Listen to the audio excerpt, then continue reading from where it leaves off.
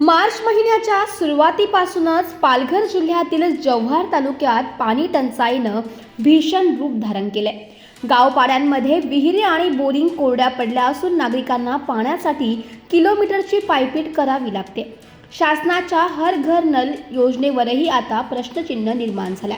पाहूया हा ground report.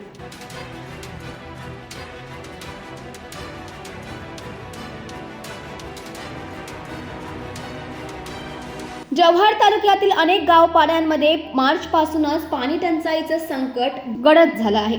विहिरी आणि बोरिंगने तळ गाठल्यामुळे महिलांना दररोज 1 ते 2 किलोमीटर चालत जाऊन पाणी आणावं लागते।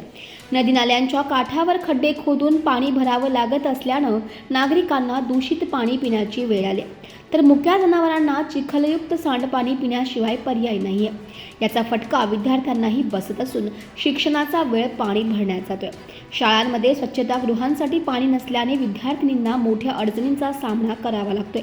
तसेच मध्यान्ह भोजन बनवण्यासाठीही अडथळे निर्माण होत आहेत। दरम्यान प्रशासनाने 6 गावातील 11 पाड्यांमध्ये टँकरद्वारे पाणी पुरवठा सुरू केला आहे।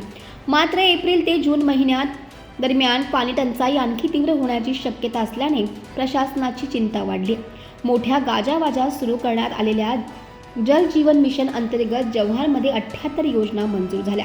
मात्र 6 वर्षात केवळ 6 योजना अंशतः सुरू झाल्या असून 72 योजना अपूर्णच आहेत। 80% निधी खर्च झाला तरी काम फक्त 50%च पूर्ण झाले। काळीदोंडमध्ये 1992 पासून टंचाईग्रस्त गाव आहे। त्याच्यासाठी आजपर्यंत शासनाने कुठल्याही प्रकारची योजना कायमस्वरूपी केलेली नाही। दरवर्षी फक्त टँकरद्वारे पाणी पुरवठा केला जातो आणि ह्या ठिकाणी 1ली ते 10वीपर्यंत शाळा आहे, त्याला अटॅच अंगणवाडी आहे। तरीसुद्धा जवळजवळ 400 विद्यार्थी आहेत। त्यांना पोषण आहार बनवण्यासाठी किंवा त्यांना शौचालय 8वी 9वी 10वीच्या ज्या मुली आहेत, त्यांना मोठ्या मुली आहेत, त्यांच्यासाठी पण शौचालयाला सुद्धा पाणी नाही। तर ह्या ठिकाणी खूप वाईट परिस्थिती आहे। वास्तविक पाहता 2020-21 मध्ये शासनाने जलजीवन योजना जी मंजूर केली, हर घर नल, त्याच्यामध्ये सुद्धा अशी परिस्थिती आहे। फक्त टाक्यांची लाईन आणून ठेवलेली इथपर्यंत गावात, फक्त मेन लाईनचा आजपर्यंत कुठल्याही प्रकारचा त्यांनी टाकलेली नाही। शिवाय त्याच्यासाठी 44 कोटी रुपये 5 ग्रामपंचायतीसाठी खर्च करण्यात आलेला आहे।